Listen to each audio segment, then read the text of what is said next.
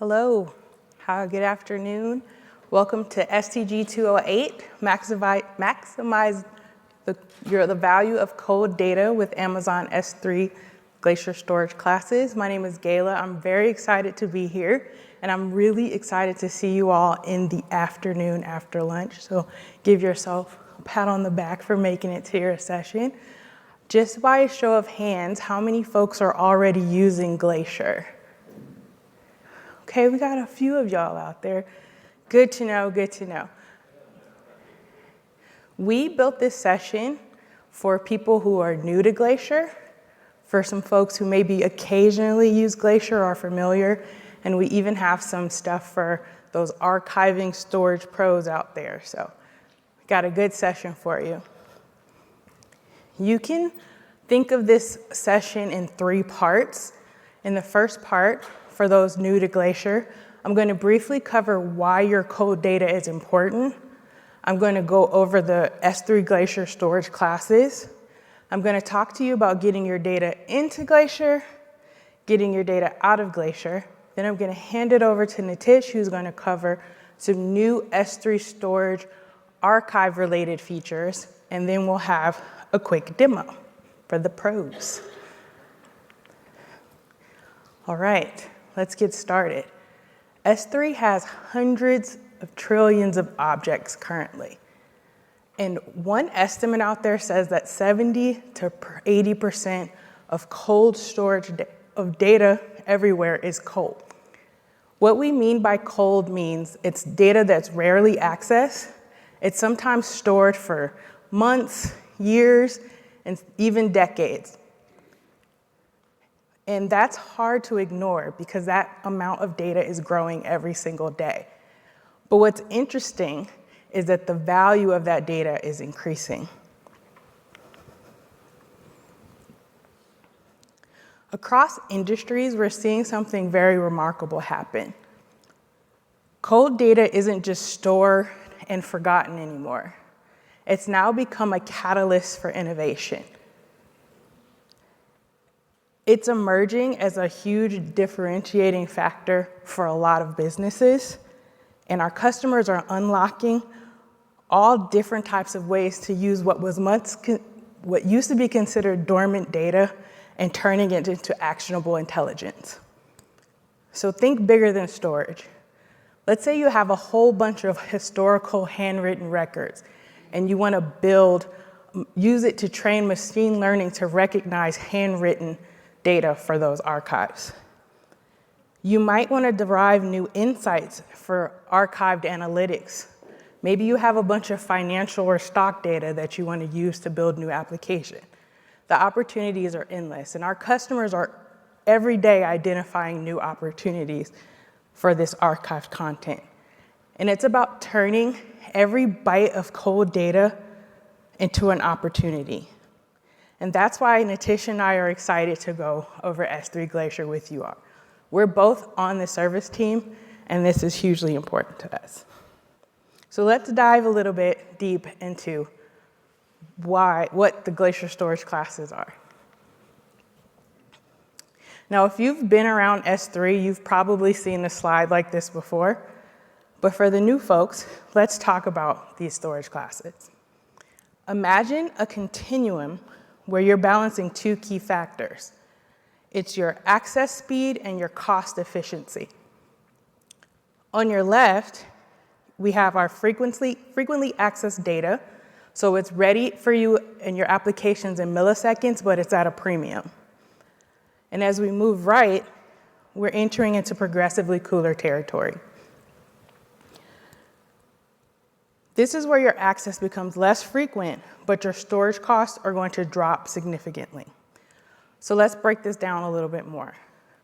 With S3 Standard, you're getting that millisecond data you need for that millisecond access for your active data. And moving through S3 Standard and S3 One Zone and frequent access, you're already going to start seeing some cost savings. Then as your data continues to cool, you can move it through Glacier, and this is where the real magic for cold data happens. You have Glacier Instant Retrieval.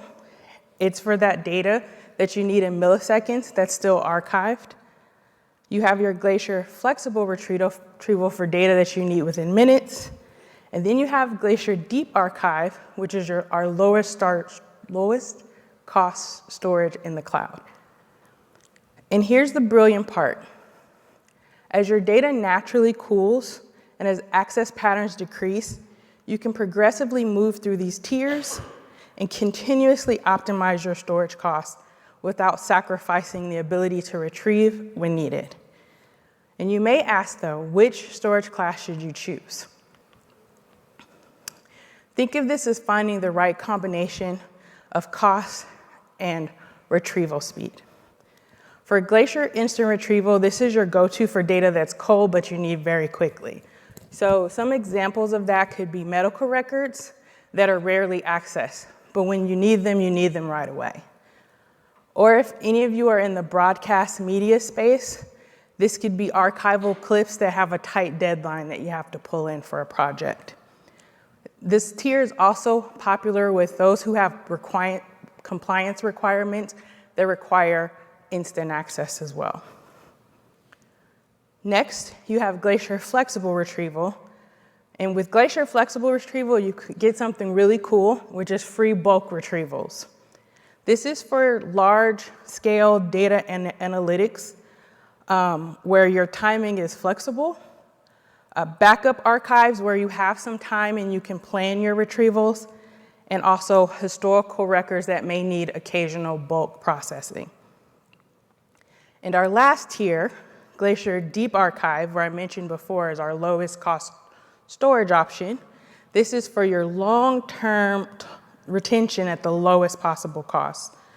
It's storage for data you hope you never need, but you must legally keep. And this, typically you're measuring storage archive in years and decades. But how do you get data into these storage classes? For this, we have S3 lifecycle policies. Lifecycle policies allow you to transition your data into infrequent access or archive storage classes over time as your data cools off.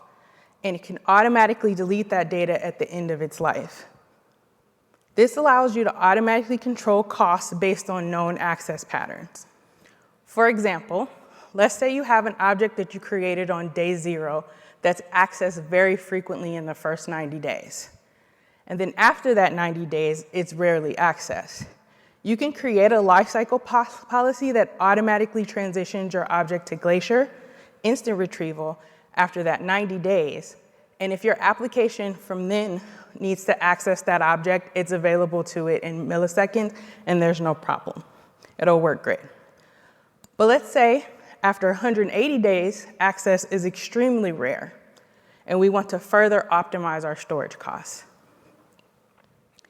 Our lifecycle policies can handle that too by transitioning the object to Glacier Deep Archive. And then after that, let's say you have a compliance requirement. Maybe you're in the financial industry and you have a requirement of keeping data around for 7 to 10 years. You can build a lifecycle policy that will automatically delete that data at the end of that time.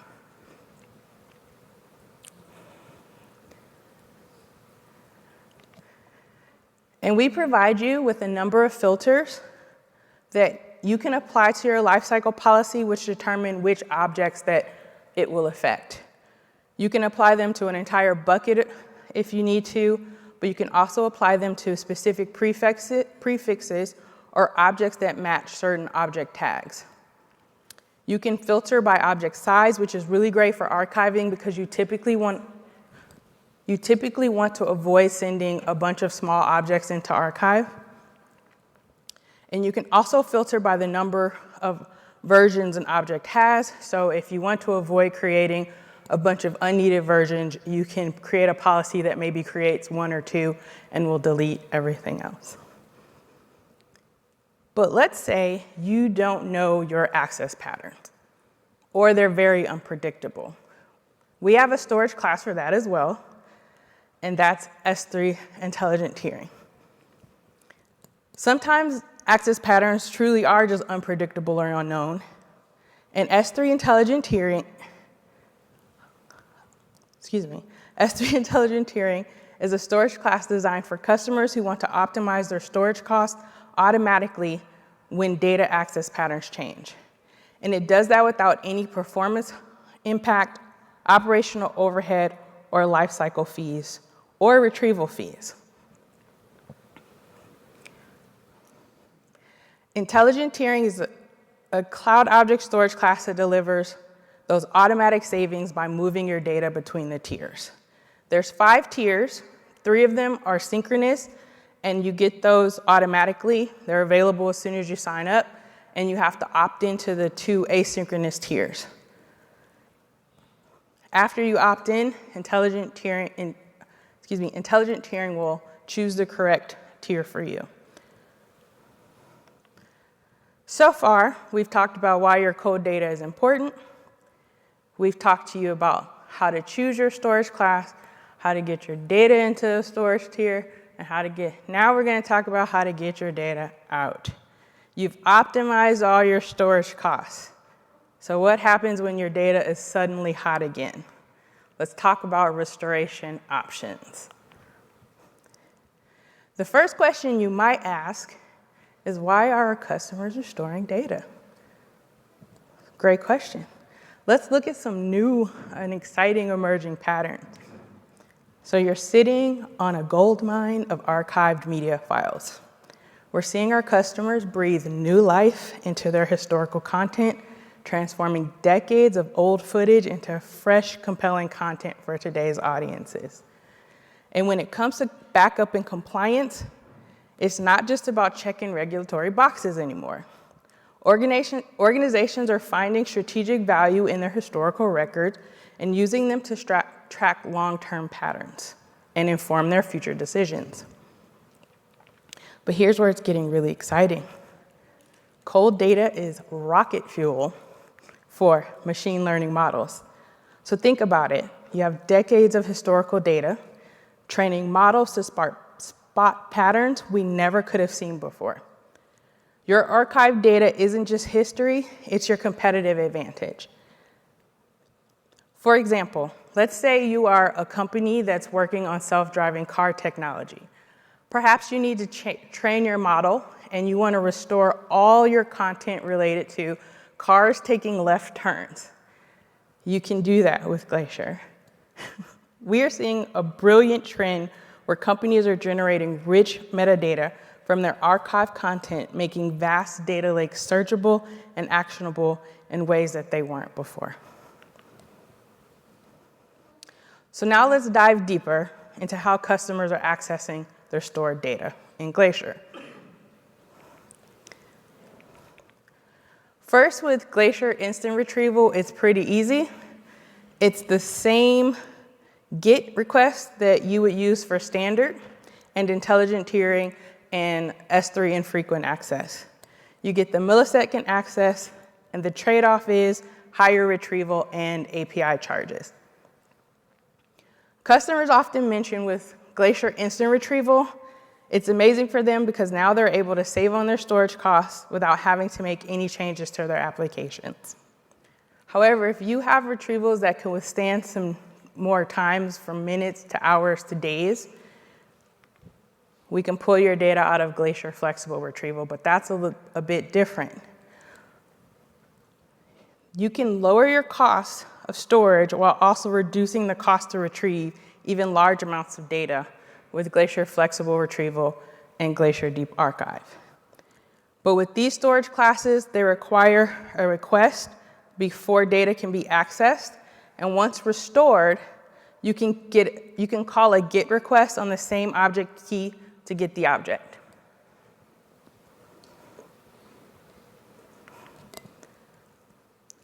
So for retrievals from these Glacier S3 storage classes, Glacier Flexible Retrieval and Glacier Deep Archive, you generally have 3 steps involved.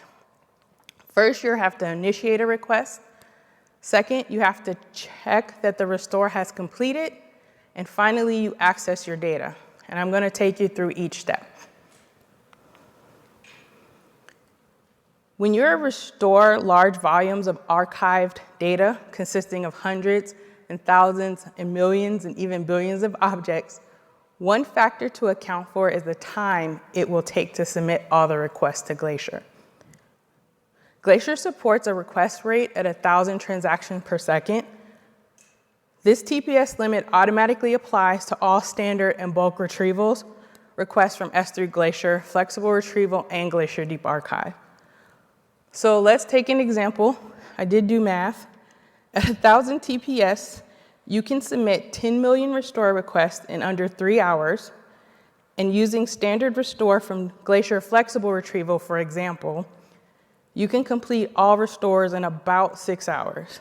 So that includes the 3 hours to submit the restore requests, and then 3 to 5 hours to complete the restores. And to ensure you get the highest restore performance, you can also rely on batch operations, which I'll talk about in a bit, and that'll help you maximize your TPS and get automatic retries.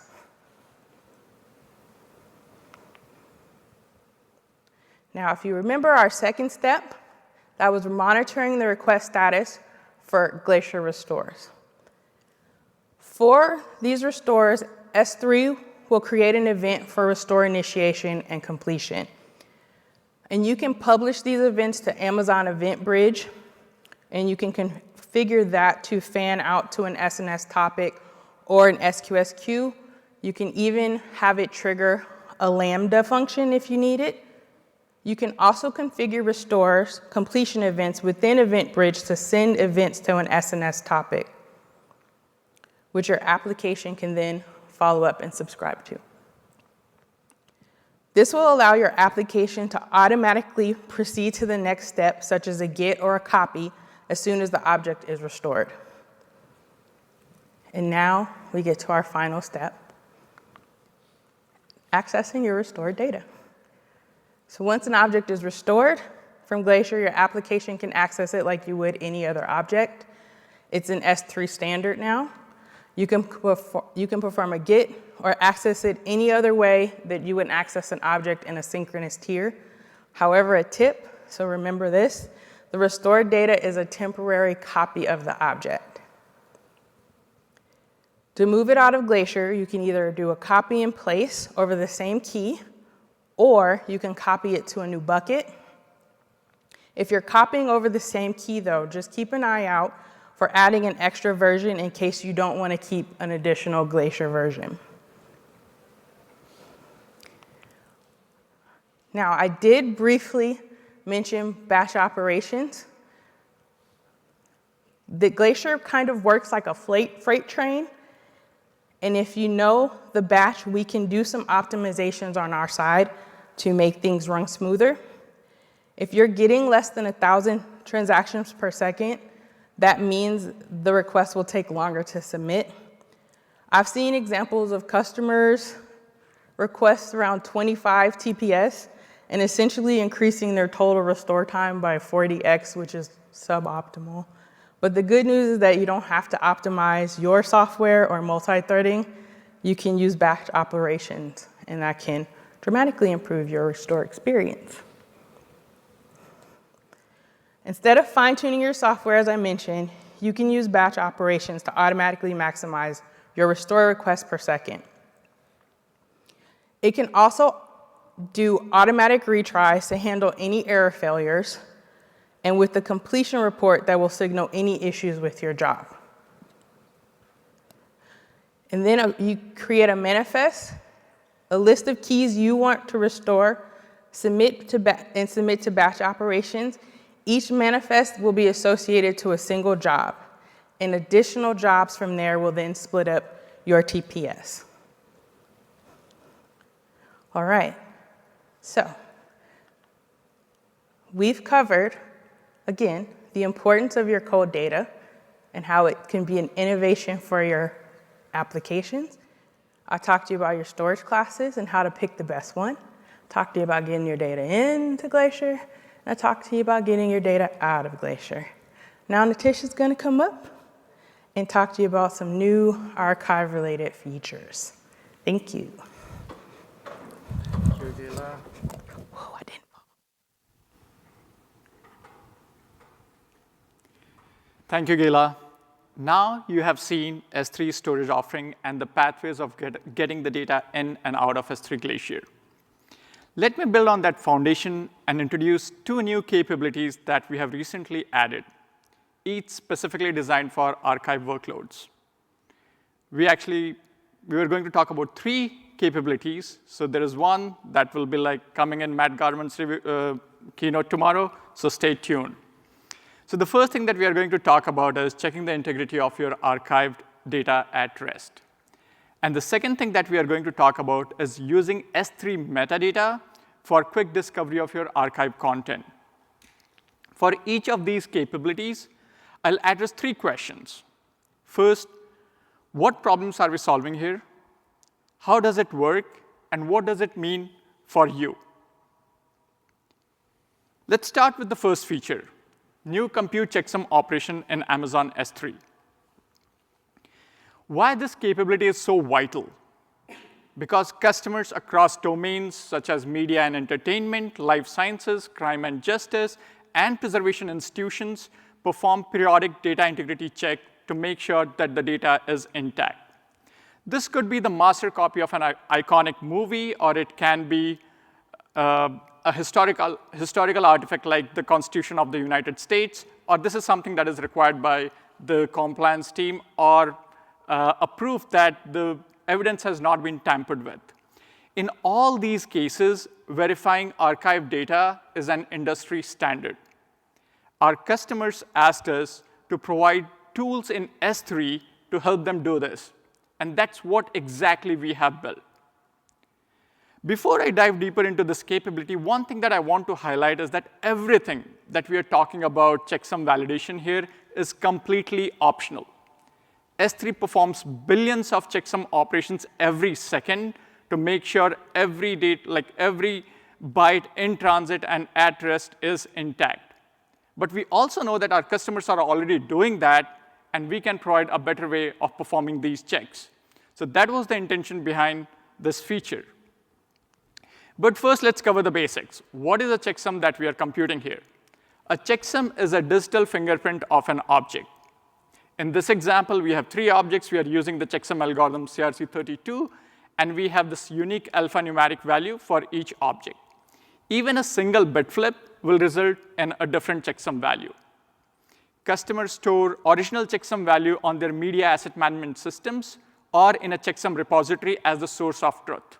And later, it can be 6 months, 2 days, few seconds after the upload, or after 10 years, they come back and calculate a fresh checksum of the object that is in S3 and compare that against the checksum that is stored in their systems.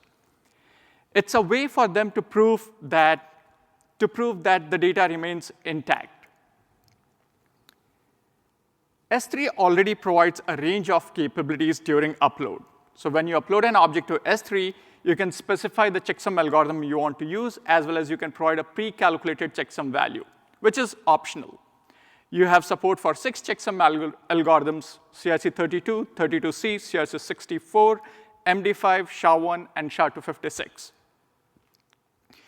For every upload, S3 calculates CRC64 on the client side and on the server side to provide you end-to-end data integrity. And only on the match, the request succeeds. This works well for data in transit. Now let's see how customers perform data verification for already stored data in S3. Until now, verifying checksum for data at rest required 2 steps.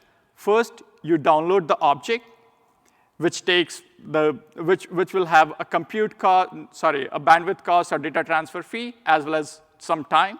It will take some time. And then you spin up an EC2 instance or use your own infra to calculate the checksum locally. That means more compute costs, more time, and added complexity. For large archives, this process can be cost prohibitive, or it can be time consuming. We needed to eliminate the step of downloading the object and then calculating the checksum. We wanted to come up with an innovative way to do an in-place read of the data and calculate a fresh checksum. And that's what we have done with compute checksum operation. This is a new capability in S3 batch operations, And it provides you a new way to verify the content of your dataset stored in Glacier or any storage class. You can efficiently verify billions of objects and automatically generate a data integrity report. You can use that to prove that your data remains intact over time. This capability works with any object in S3, regardless of the storage class or the object size. Now, whether you're verifying your data for compliance reasons, for digital preservation, or accuracy checks before feeding the data into the model, you can reduce the time, cost, and the effort associated in that process. And because it is built in S3 batch operations, you get automatic retries on failures and detailed completion report in the end, which you can use as the data integrity report. Let me show you how it works. Creating a compute checksum job is simple. It has 3 components. First, you provide an object list, also known as manifest in S3 batch operations. You can create a curated list and then submit that as the CSV file, or you can use S3 batch operations automatic manifest generation service. You can also use inventory report and just feed that in as the manifest. Batch operation supports that too. Second, you choose the checksum algorithm. We already talked about the algorithms that are supported in S3, so the story is consistent. Everything that is supported on upload is supported with compute checksum operation. The algorithm that you pick really depends on your business or compliance use case. So for example, if you want something that is secure and more compliant to regulatory needs, you can go with secure hash algorithm like SHA-1 or SHA-256. And if you need performance and don't care much about the compliance requirements and all, you can go ahead with CRC 64, 32, or 32C. And the third thing that you specify is checksum type. Checksum type, you can provide a full object or a composite checksum. So if you're in media supply chain or you're dealing with third-party providers where you're providing your content and you need to provide a full object checksum so that everybody is talking the same language, the chain of custody is maintained, in those scenarios, you can use the checksum type as full object. Whereas you don't have any such needs, it's all internal, your team knows what we are talking about, you're dealing with large objects, you want to perform parallel checksum operation, in that case, continue or go ahead with composite checksum type. And of course, you'll need to provide the IAM permissions to S3 batch operations so that it can read the bytes and write the completion report. That's it. These are the 3 inputs that you need and the permissions, and S3 batch ops handles the rest. It will read the object, it will compute the checksum, and provide you a nice integrity report in the end. And this is how the completion report would look like. It will have fields like bucket, key, version ID, error code, and result message. Once the job is complete, you can use this to validate with the checksum that are stored on your media asset management system or checksum repository. You can also use, let's say, a JSON parser and extract the checksum and the values and convert this into a nice table, the result message fields that are available, and use that for validation. Additionally, you can use Lambda function to automate this job, let's say, every 6 months or 1 year if that is the need. The best part is that you do not incur any fee for restore or retrieval. Your data that is in intelligent tiering, it won't warm up. And if it's in Glacier, you don't have to restore those objects from Glacier. You pay a single fee of 0.004 per GB or $4 per TB to process the data. And that is consistent across all storage classes. Now let's move on to the next capability that would be helpful. And that is S3 metadata. Now this capability, this is something that we launched during reInvent last year. And we have made some improvements to S3 metadata. S3 metadata automatically extracts metadata from your objects and makes it available to you to generate valuable insights using simple SQL queries or natural language. We believe that this will fundamentally change how customers manage and extract value out of their cold or archive data. Let me explain the problem we are solving here. Here is an example. We hear this from our customers very often, that, hey, we have a bucket with millions of objects or files in that they have archived. They have tagged those objects. So in this case, we have tagged all the objects either as Project Odin, Loki, or Thor, and then few of them are untagged. Some are in Glacier, and few are in S3 standard. And the customer's ops team come and ask, like, hey, we want to move all the data for Project Odin that is in Glacier to standard. How much data are we talking about? Today, there are multiple options to answer that question. You can paginate the API requests like list and get object tags and scan the storage and calculate the storage across storage classes. Or you can use the S3 inventory report, which comes like refreshes daily or every 48 hours. And then you can use that to answer this question. But both options at scale either delay in time or are not easy to perform. But we saw an opportunity to make it faster. And what if we could answer this question in seconds by writing a single query? And that's exactly what we tried to do with S3 metadata.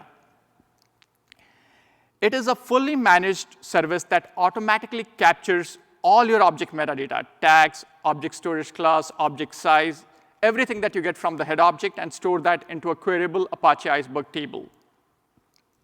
No APIs to call, no inventory reports to wait for, just instant SQL queries. We launched S3 metadata at reInvent last year, starting with journal table. The journal table captures every change to your bucket in near real time. Puts, deletes, metadata updates, tag changes, all of them are captured in journal table. It is your complete change of logs of what's happening in your bucket right now. In July this year, we added a new capability, the live inventory table. It shows the current state of every object in your bucket. It backfills all your existing data when you enable it, and it refreshes every hour.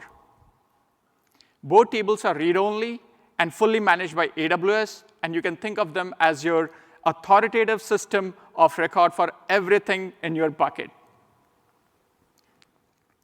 Now, here is where it gets really powerful. You can query these metadata tables in two ways. First, through standard SQL queries using Athena, Redshift, SageMaker Unified Studio, or any analytics tool that supports Iceberg tables. And second, through natural language using Amazon Q, Kiro, or any agent that you're using which supports MCP server. Here are a few examples that we tried. First, to learn about storage usage, the question that we ask ourselves, how much data is in Glacier for each project? Now you can simply write a SQL query, and it will give you the snapshot of that. Second, you can also identify all the objects that were untagged so that you can classify them properly. And lastly, you can also use it for auditing the journal table to track what data was deleted, who deleted it, when was it deleted, and from where. And just recently, we added MCP server support for S3 tables, which means you can connect your AI assistants like Claude, custom agents, Kiro, directly to your metadata tables and interact with them in plain English. That is really powerful because it democratizes the access or insight generation from your archive data. Whether you don't have to be a data engineer, data scientist, like anyone from your team, like finance, ops, compliance team, they can just write their questions in plain English, and MCP server will convert those questions, or the agent can convert those questions to queries and extract the insight out of the archive data and provide them as something that is like a summary or easy to consume. And now let's move on to the next section, which is a demo. So I'll quickly try to figure out the logistics here, so give me a second.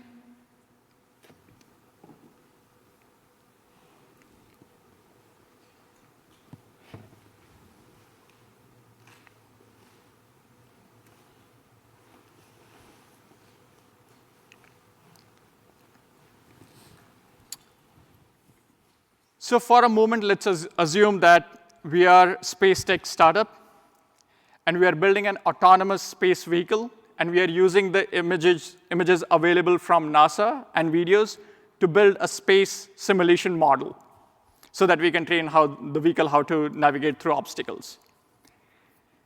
These images are valuable for training the data, but we need to verify the integrity of these objects before putting them or feeding them into those expensive GPU compute thing that we need. So for that, we are going to focus on 3 things today.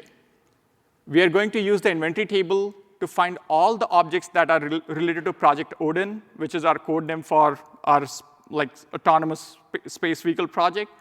Then we'll calculate the checksum of these objects.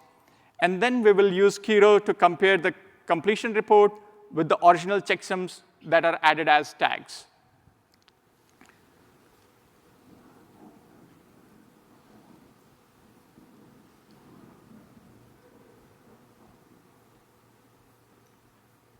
So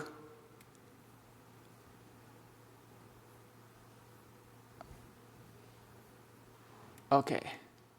So here what we are doing, one second, this is still not working.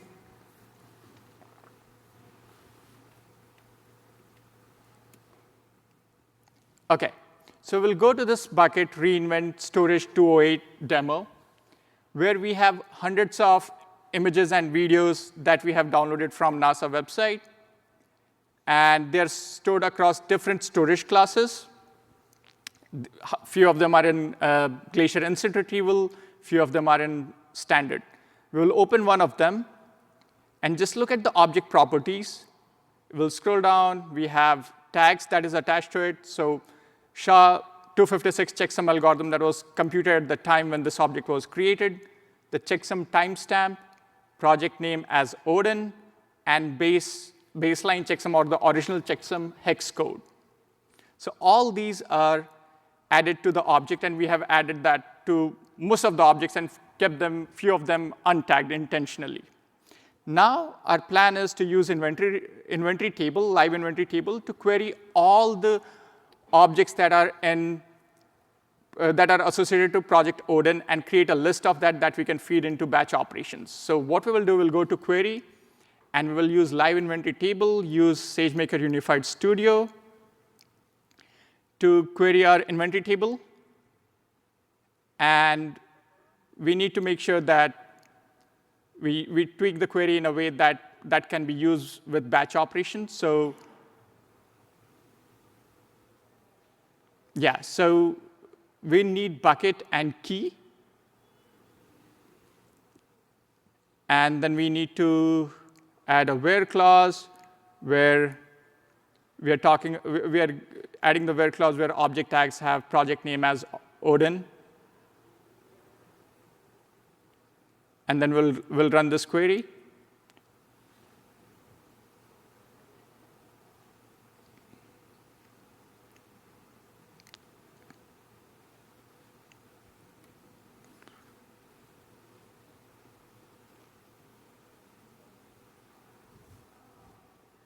So we have 25 files that are associated to Project Odin. Now let's download the CSV, and let's see the values once before feeding it into S3 batch operations. So we need to remove the first row so that it matches the format that is supported in batch operation intake process, and then save this file. We'll save this as Odin manifest v2.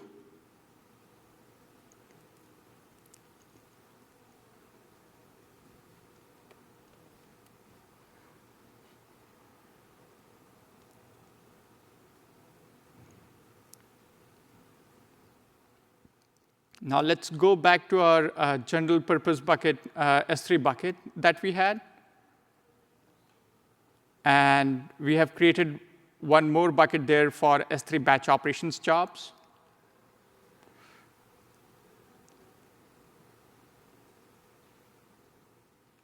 So here we have two buckets, one for storing the manifest and another one for providing us the destination location to get the results from batch operations. So we'll upload the Odin manifest v2 to this folder. Then we go back and look at, OK, I think we're good here.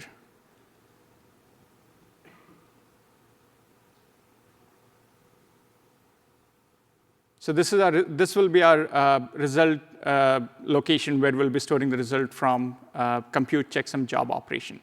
Now we'll create a new job. And we will use the existing manifest that we just created, which is stored in our batch manifest folder, v2, oops, CSV.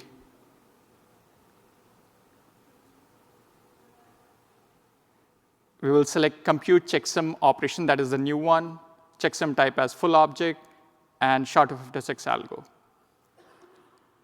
This is important. We need to acknowledge that this report can be accessed by the bucket owner because the completion report will have checksum value, which is of the plain text data. So that's important to acknowledge. Then we provide the destination location. And now we will just add the permissions for IAM role. We have created S3 batch checksum role for this, and we'll submit the job.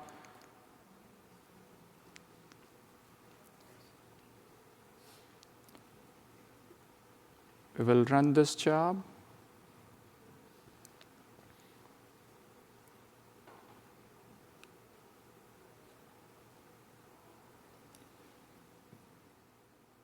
And we will wait for it to complete, which can take a few seconds. Meanwhile, just good to know info, we have added automatic manifest generation capability, which was available through Batch Operations API to console as well. So you can use that for generating manifest if you're trying it by yourself. Should be done any moment.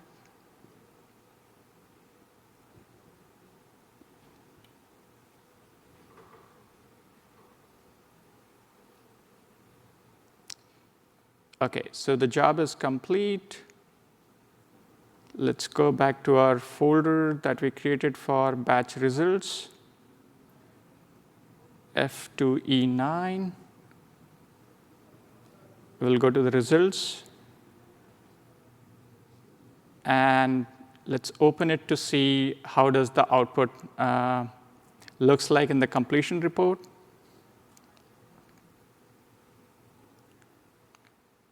So this is how you get as the result message. This column is the result message. And it has the checksum algorithm, SHA-256, the checksum type full object, the checksum value both in base 64 and hex code.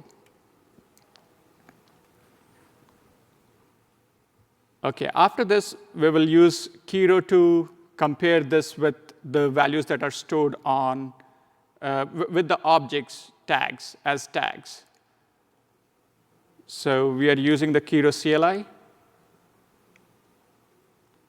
And we want to specify that validate project Odin checksums using the output of S3 batch operations job, and then provide the link or S3 UI for that CSV file that we just got from batch ops.